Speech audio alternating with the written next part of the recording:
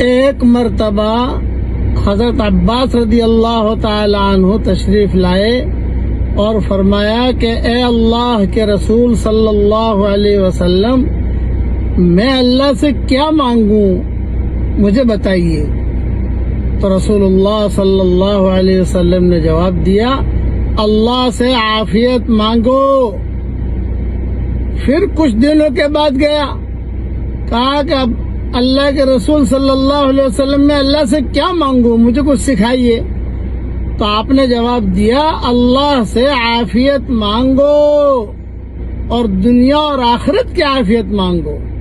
اس لیے اللہ سے عافیت مانگنی چاہیے۔ پڑھ لیجئے میرے ساتھ، اللہم انی اسألک العافیہ